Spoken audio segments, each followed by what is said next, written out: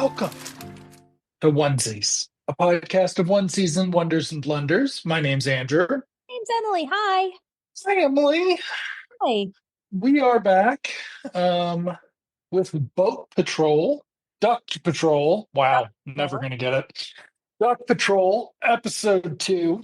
Duck Patrol. It Woo. Do do do do do do do do do do do do Duck Patrol. Woo.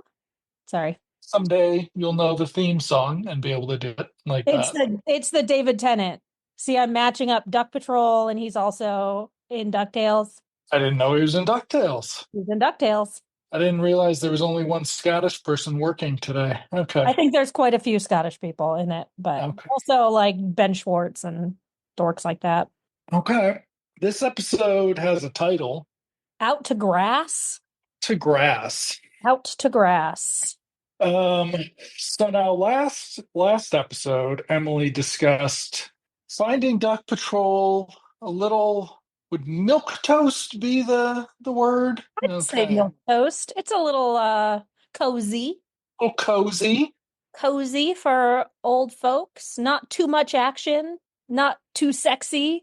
I mean, you're closer in age to the subject of the episode than you. Oh, what's that finger? Oh, interesting. Interesting.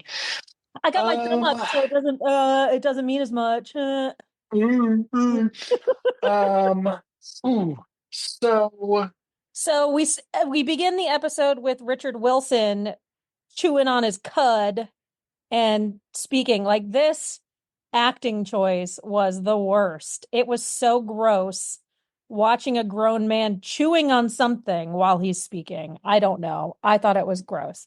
But he's talking to the other guy who's not David Tennant, doesn't matter, about how he used to be on Vice, or he was going to be on Vice Squad, and reveals a nice little tidbit of information that he used to stand on street corners dressed like a woman, and being a For his job, for his not like job. as a Right. He was a well, he was invited to be in Vice, but he chose not to be. He chose the river life instead.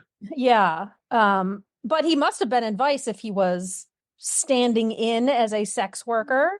I mean, maybe they just knew. I mean, there's an entire unexplored subplot in this episode that involves that gentleman walking around in his tidy whities as though not Richard Wilson, but the guy he's talking to, as though they were like, someday Emily's going to watch this and she's going to want some candy on screen.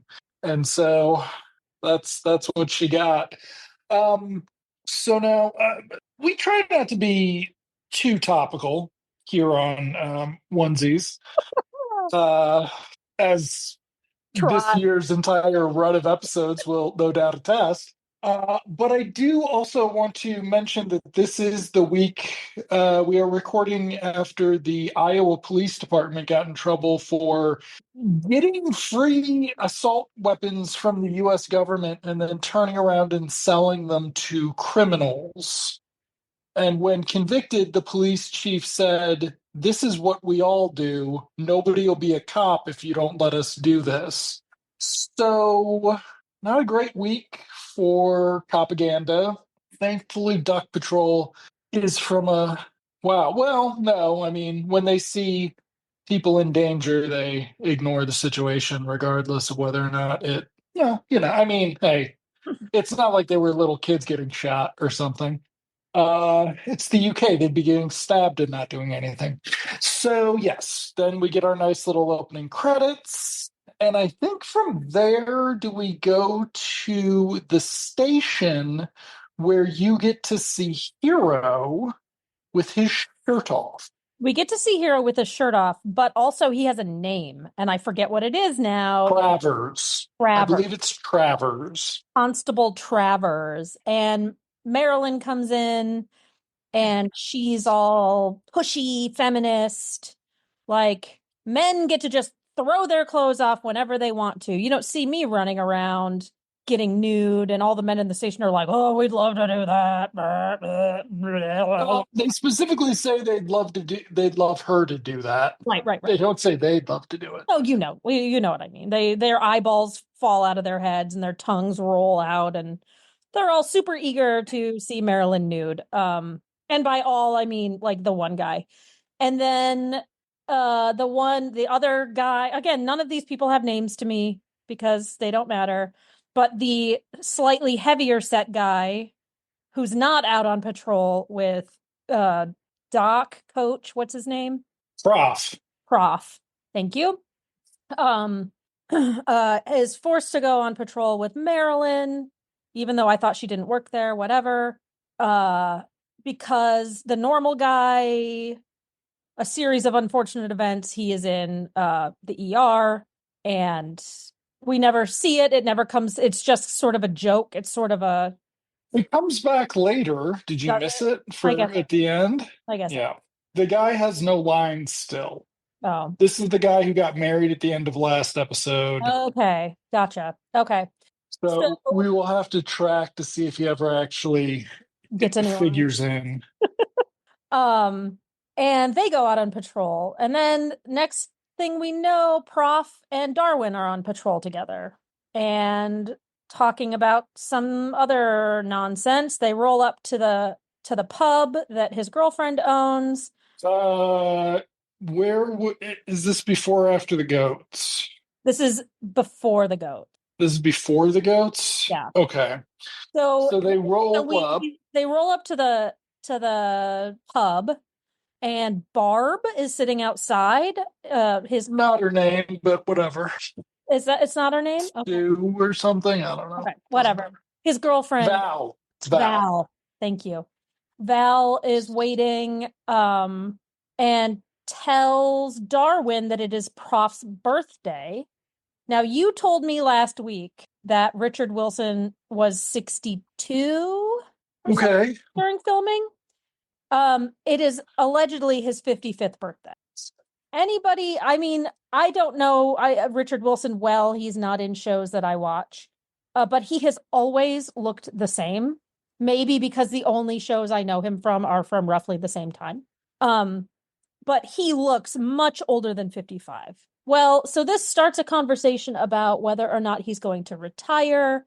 And just like any cozy sort of mystery, sort of drama, sort of whatever this is, miscommunication is rife, and everybody just assumes that he is actually going to retire. And that is the plot of the episode, is people talking about whether or not he's going to retire, with the assumption that he is. Now that is mostly the plot of part two. Part one Yes. will be mostly after they.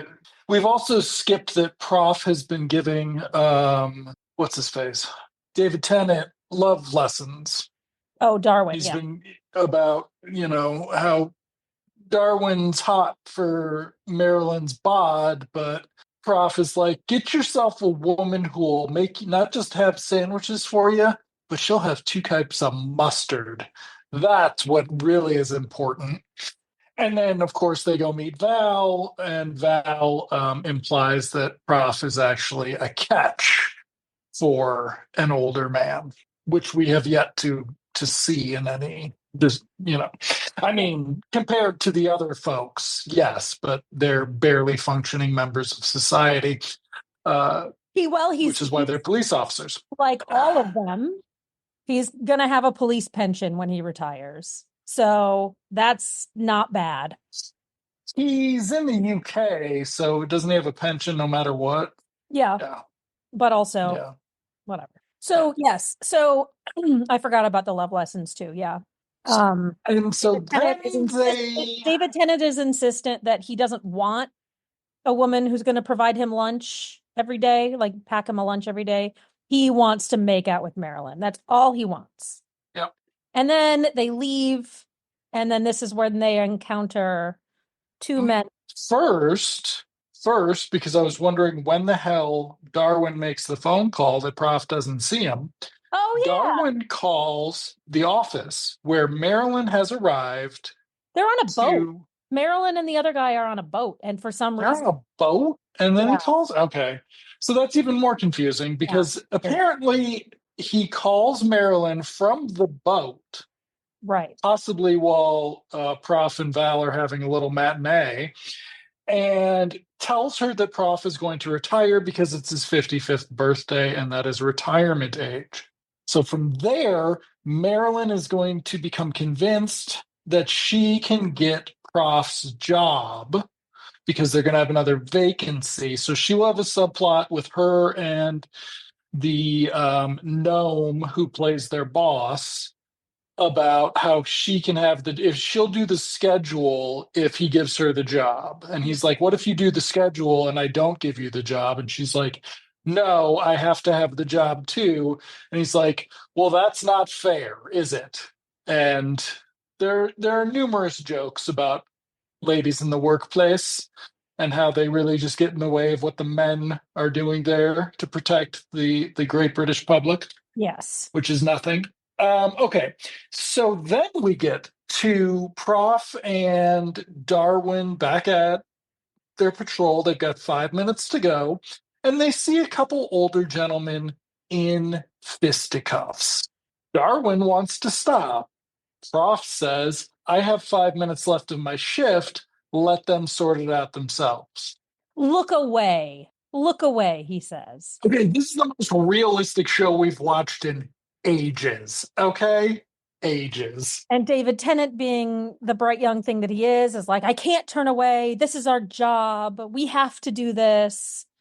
And takes the wheel from Prof and pulls off to the side to intercede in this fight between these two men. It turns out one man is a sheep farmer and his sheep have been going missing, and the other man he suspects is stealing his sheep. And then there's this very odd scene about how the guy whose sheep have been stolen can identify his sheep solely based on the way they look. And the other guy saying, that's absurd. All sheep look the same. But he doesn't brand the sheep because that's cruel. So he doesn't have a brand on them. Right? And so we get a scene with him bringing out his picture album, them determining that they can recognize some of these sheep, everyone being surprised by their ability to recognize these sheep from their photos. And he's got weird Others, names for them. It's like, that's Sheila and that's Norman. that's It's very they're weird. just British people's names. I Stop know, being they're mean. people names. They're not fuzzy little They're animals. British people names.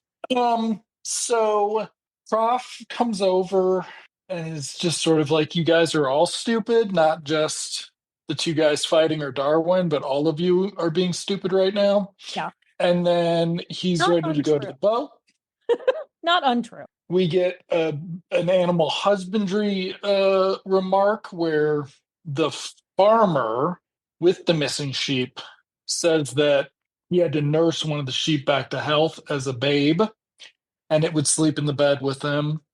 And that every time it rains or storms or something and the sheep gets scared, she comes to get under the covers, which freaks out Darwin and the sheep thief who is going to. Now, he bought these stolen sheep, so he's actually just going to go and ask for a refund from the stealer, which is an interesting. I mean, the subplot should be them raiding this sheep herder Or at least herder's reporting it place. to ground police or Yes. police. Speaking of animals, animal husbandry, have you heard the Brian Blessed story about him hiking up the mountain and he had a dog that was a companion? Okay. You should read his book. It's very good. Oh, Um, you gonna tell me or the audience the story? You're just gonna leave us all hanging? I'm going to leave you all hanging. Look for Wow. Brian Blessed's autobiography or memoir or whatever. I think there are two of them. Doesn't matter. They're fucking great. Get the audiobook. Audiobooks are books. And listen to him tell these fantastic stories that you can choose to believe or not to believe. I choose to believe them because life is shit and we need a little joviality in the world. Anyway, Now, can listeners get a discount, or can they get you your Amazon affiliate bucks if they use coupon code Mr. Emily 25 at No, we don't in the have thing? That is, of sponsorship. That's course, your his. job to get a sponsorship. Well, Yeah. I am waiting for an appropriate web domain to open up for us, and there just aren't any good top level domains that really encapsulate what we try to bring the listeners here on Onesies. So I believe that's the end of part one. It's I think so. Darwin. So Prof leaves Darwin, and Darwin runs after him, and we don't see Darwin get on the boat. I think he But does, then, but it doesn't matter. presumably, but then we fast forward or whatever to the bar where they are getting ready for. No, we don't go to the bar. And we go to the office again, where Oh, Marilyn we've got comes the in and office scene. tells Yes. everybody Prof is retiring.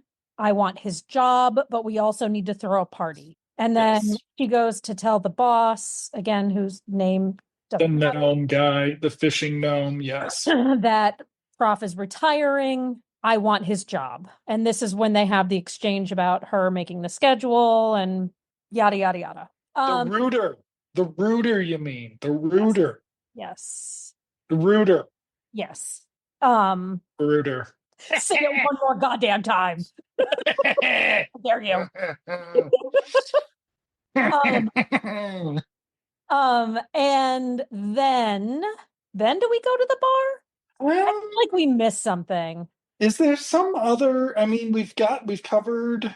I don't know that we I don't did. remember. I just I watched. don't think there's some banter with the boys at the station Yeah. again. So they're there. One of them will say something along the lines of, "Nobody's going to give you the job, Marilyn. You're a girl." The other one's like, "I love Prof. He lets me take a lunch break to bang my mistress, and he only makes fun of me 9 times. 9 times out of 10 or something." But yeah, I don't think, because I mean, nobody else has a subplot. Hero in this point is background again. His shirt's back on and he's in the background. We forgot it. The opening with Hero is he saved a child Oh, from drowning in the 4 foot river. right. That because that does come into play later in the scene where they are surprising Prof. Yeah. So Prof, so yeah, so the party. So the party's got for Emily, it's got a little David Tennant just like just jaw dropped staring at Marilyn because she's in a dress, just kind of like uh, she's like, "Hey, can you watch the door?" And he's like, "Of course I'll watch the door for you. Hold on, let me just stare at your hips for the rest of this scene." This was a very interesting. So when Emily derides the great British sitcom, so British sitcoms shot on video for the most part, for the large part of sort of the formative years of this genre, whatever you medium, whatever sub medium. What was This is directed somewhat the same way. And so you still get the weird, like, hey, we've got all of our cast in the background of the shot, and they're just going to sit there while somebody does some action in the foreground, which is very fun in this because it sort of breaks the vermicitude, if you would, in that they're going to set this up. They hang up a happy retirement thing. They talk about this card they got. We see the guy with the gauze on his nose who has a cat carrier with him, which follows up the guy. This is the guy from earlier, couldn't work, who also doesn't have any lines this episode. And last episode of the guy who wasn't in the whole episode and got married at the end and maybe had some like yelly lines. But what I am curious whether or not this character is ever going to actually feature in, or if he's always going to be sort of this punctuation joke. So they set the thing up. Everybody comes in. They're talking about Prof retiring. We skipped over when she's talking to the big boss, the fishing gnome. There's talk about how Prof's got to retire because the big boss is 2 years from retirement and Prof is 2 years older than him. Yeah. And so they've done the math and now they know that Prof's got to retire. Val is in on it at the bar, though not as in on it as you might think. Because Prof has also asked if he can stay with her that night. Now we did miss something.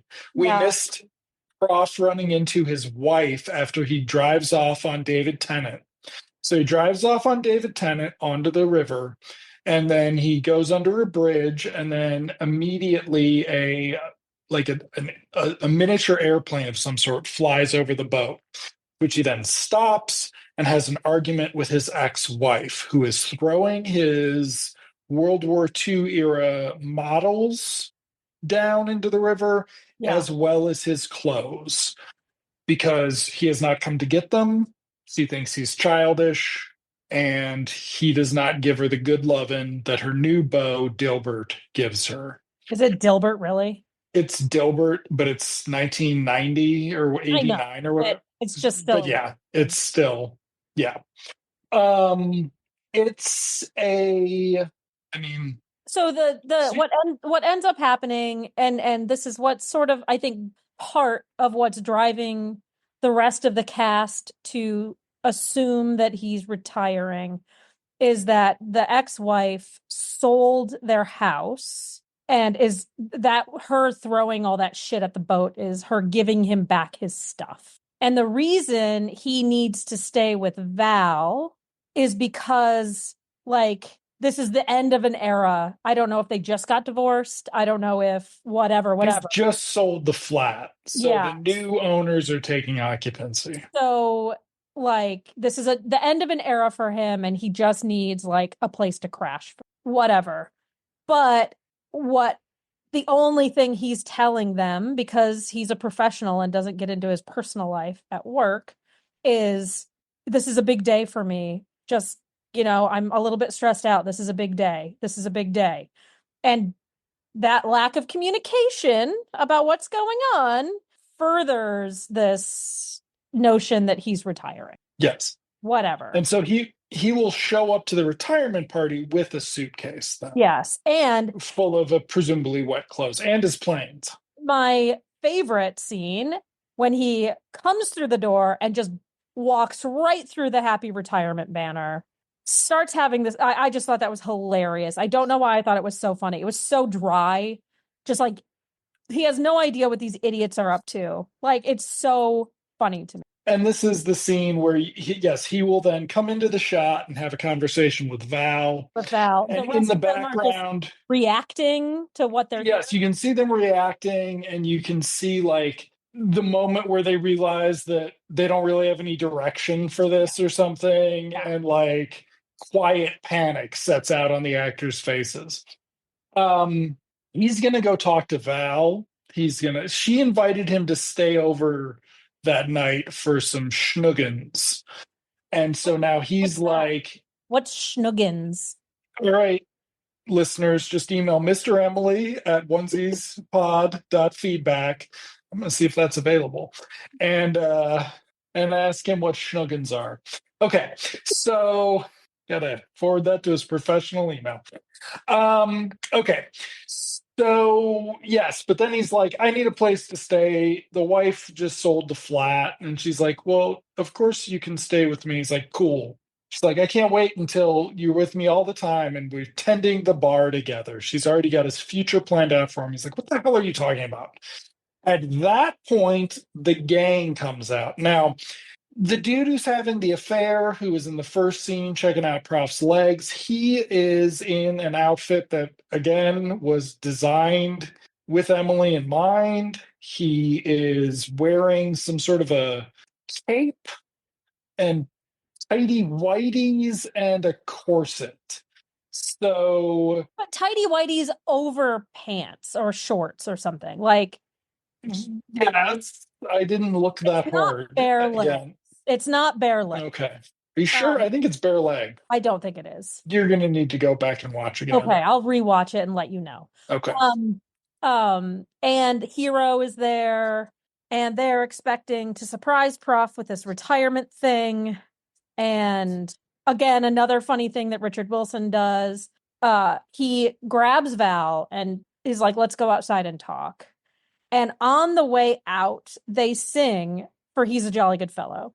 And he stops and he turns around and he's like, what did Hero do this time? Thinking that they're singing to him. Again, super dry, fucking hilarious. Loved it. Whatever. Hey, flash in the pan moments like that I will take and I will savor. They go outside, they're sitting outside having a conversation.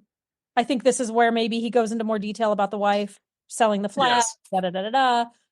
And the rest of the gang comes out because they wanted privacy. So why not interrupt their privacy?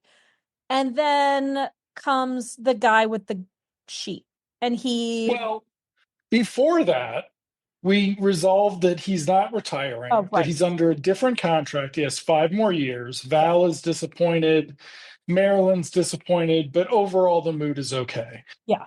Richard Wilson then says, wait a second, I'm retired. You thought I was retiring. You didn't throw me a party. You guys suck. And they're like, no, we did. This is This the this party. is the party. Yeah. And he's just like, oh, so it sucks even more. And then he's like, didn't I even get a present? Right. Everybody panics, but then the sheep farmer arrives. With a little bit tiny little baby sheep, so cute. Hands it to David Tennant, says, thank you for helping, blah, blah, blah, blah, blah. And David Tennant gives it to Prof and says, happy birthday. And then they name it Ambrose, I think. It was already named It Ambrose. was already named Ambrose. Okay. You missed. You need to watch that scene again too. I need to watch the whole episode again. And, ha ha ha ha ha, the end. Except over the credits, we see a boat down a river, some, B film, right? And B-roll, sorry. And a voiceover of David Tennant and Richard Wilson on the boat, and Ambrose is trying to eat Darwin's hat, and Prof is like, that is police property. You can't do that. And being all stiff again. At least he's not Yep. at least he's not chewing. And ha ha ha ha ha. I turned it off at that point. Well, there you go. So, yes, and they also talk about how last night was a real banger at the retirement party, which makes you wonder what happened after the I show. know. Why didn't they film that? Exactly.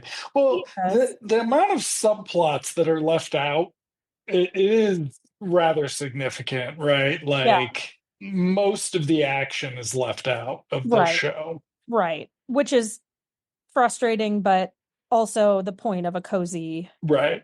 cozy type thing. I'm trying to see, I don't recognize any of these people. So next week's episode is called Occurrences. Something about a houseboat and smugglers. We'll see. It's called Cool. Occurrences. Maybe there'll be some Sounds action. exciting. Sounds exciting. Sounds exciting. Well, Andrew, thank you for watching this show. Thank you for talking to me about watching this show. Of I will course, Emily. I will see you next time in television land. See you next time in television land, Emily.